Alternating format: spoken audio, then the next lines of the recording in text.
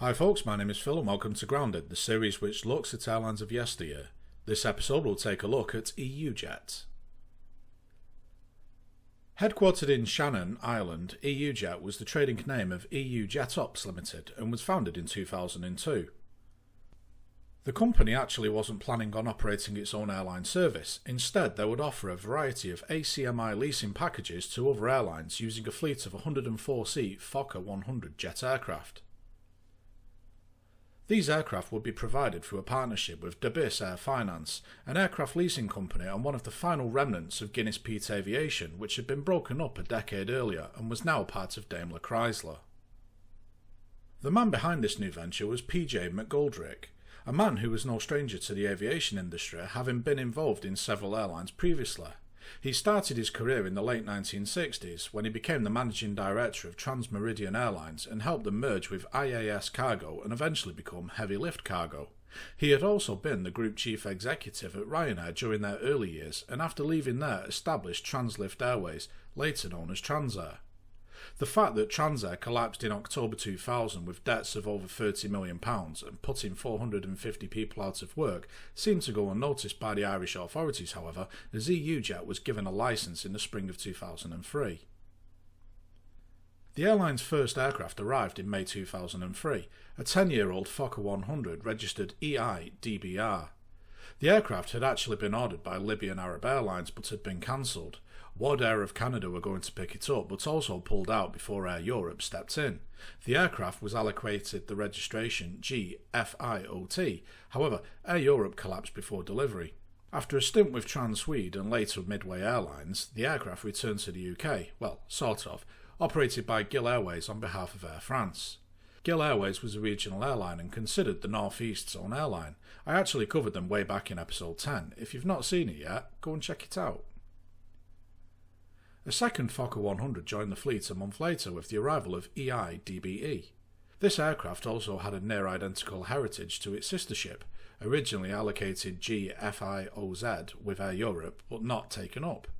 It too went to Transwede and then Midway before heading to Gill Airways and finally EUJet. These first two aircraft wore a fairly nondescript Euro-white livery with just EUJet titles on the forward part of the fuselage and a simple logo on the tail. It was very simple in fact, it was the letters EU on a yellow circle with blue banding and nothing to write home about. This was in part due to the company's role as an ACMI operator, as the aircraft may be placed long term with a customer who wanted the aircraft in their own livery. Both aircraft were soon pressed into service, with one of the Fokkers operating flights on behalf of Flybe from Birmingham. The other would operate subcharters for various airlines including Aegean Airlines, Austrian Airlines, Germanwings and Valair. The company had a good first year. Both aircraft had found a steady stream of work to keep the money coming in, but changes were afoot. Despite being onto a fairly good thing, the company's CEO, PJ McGoldrick, and the commercial director, his son Stuart, felt that a change in direction was necessary. On the 26th of February 2004, EUJet announced that it had signed a conditional agreement to open a hub at Manston Airport in the United Kingdom. A short press release said that the EUJet route network would be announced in mid-May for flights to begin just a month later in June. With EUJet now planning to launch its own passenger services, a new livery was adopted. Still mainly white but featuring large EUJet titles on the fuselage. The tail was painted blue with EUJet titles and the blue would also sweep down across the rear portion of the fuselage. It was simple but looked quite smart on the small Fokker 100s. Two more Fokker 100s would arrive in the springtime, with EIDFB arriving towards the end of April and EIDFC joining in early May. Both were delivered in the new EUJet livery.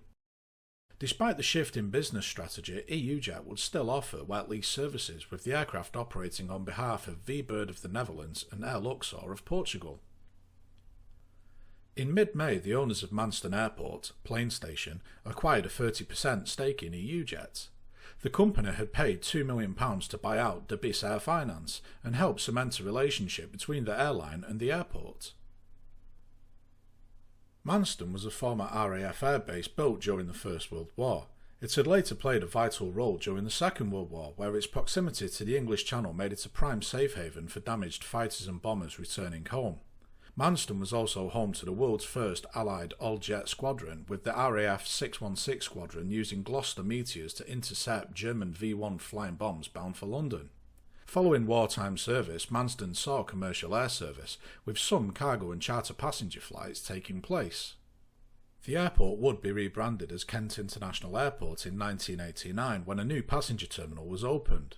While the airport had seen charter traffic, it had dropped off in the early to mid-1990s, leaving the airport with little activity.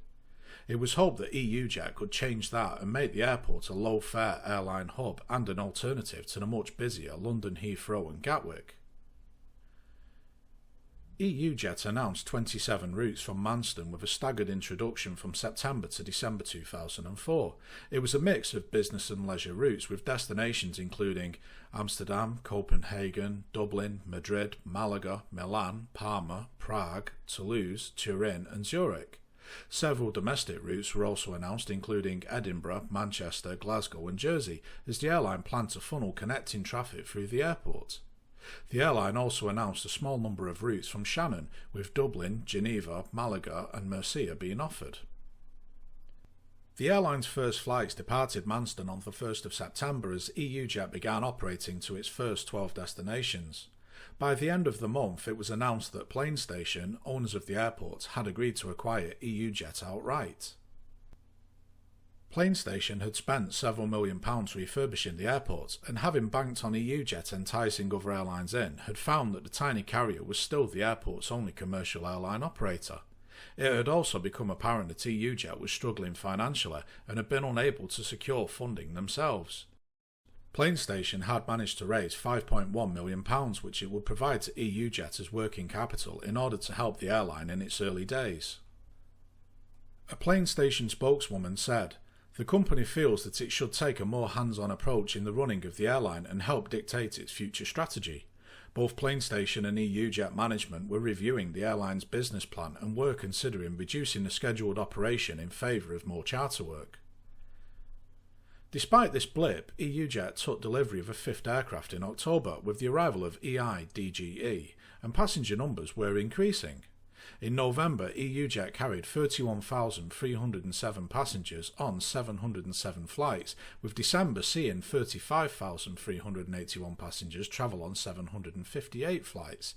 This was a good start, however, load factors were barely above 40%. January 2005 would see the airline carry its 100,000th passenger, however, January and February did see a decrease in passengers. That said, however, bookings were up for future travel and things were beginning to look promising for the airline. It looked like EUJet had finally turned a corner. By the end of March, the airline had load factors above 50%. This was a little deceptive, however, as it was thanks to a reduction in the number of flights. The route network had been tweaked too, with new destinations added and some old ones dropped. Manston and Shannon would finally be connected too, mainly to take advantage of aircraft travelling between the two bases for maintenance. Shannon itself would see routes altered, with most city destinations dropped in favour of more leisure-orientated routes such as Faro, Malaga, Murcia, Ibiza and Parma. Geneva remained as a winter ski destination, however their domestic route to Dublin was dropped. The improvements to the M7 motorway had reduced journey times to around 2 hours between the two cities.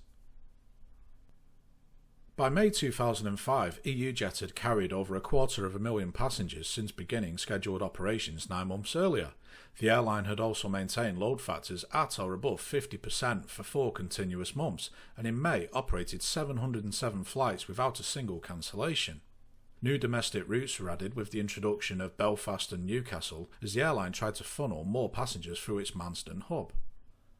June 2005 would see EUJet sponsor an airshow with the EUJet.com Flight Thanet Airshow. It was quite a mouthful, but was rather successful.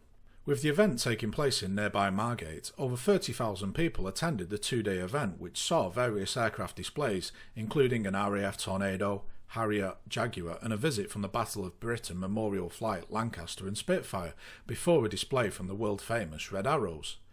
There was an EUJet marquee there for folks in attendance, but surprisingly, no flypast from one of the airline's Fokker 100s.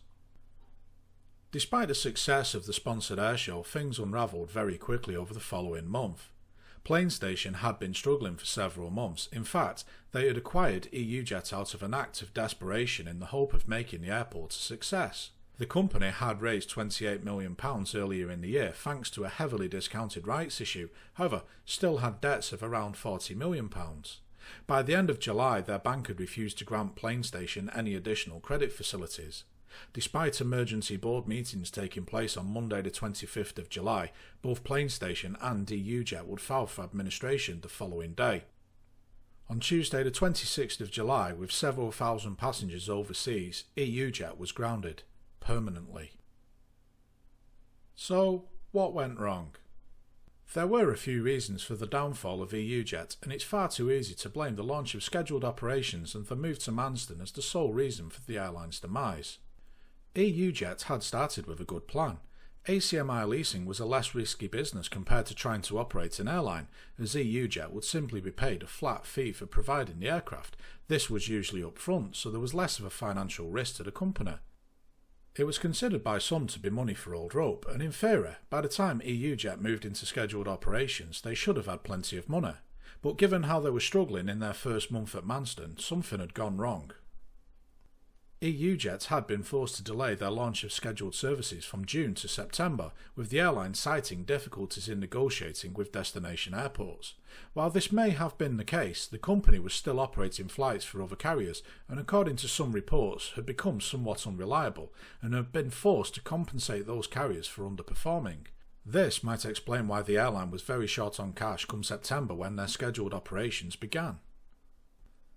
Picking Manston Airport as their main hub was an ambitious but ultimately disastrous move, though there was some logic behind it.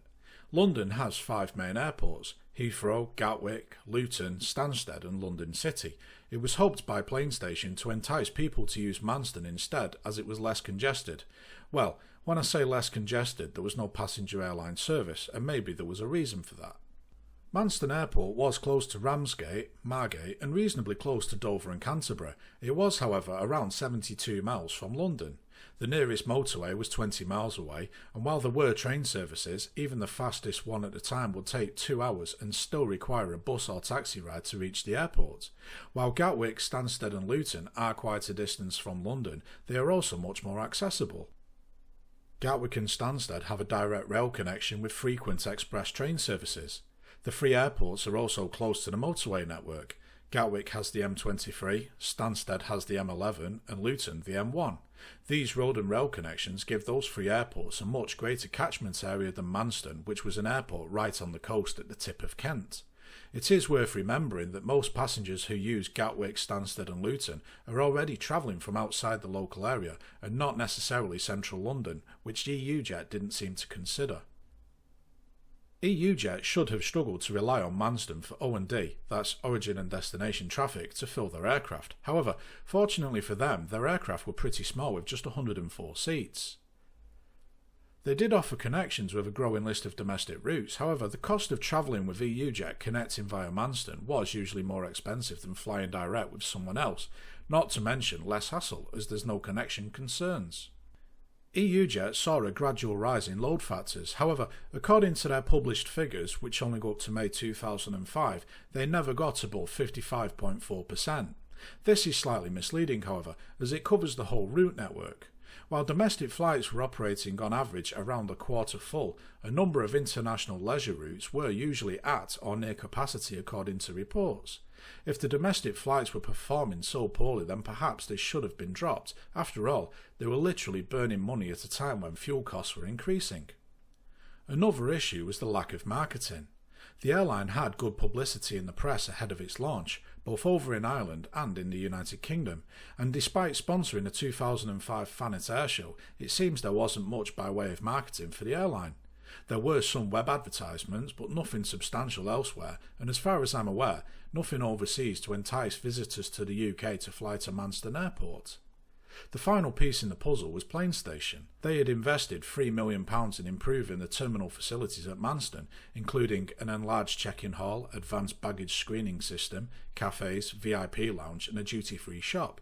Following this investment, they needed EUJet to work in order to both entice airlines to start using Manston, but also bring in cash straight away. When it was obvious that EUJet was struggling during its first month of scheduled operations, they were forced to acquire them or else risk throwing away their original investment. While it was always expected that EUJet wouldn't make a profit during its first couple of years of operation, PlaneStation woefully underestimated how much capital would be required to keep the airline going.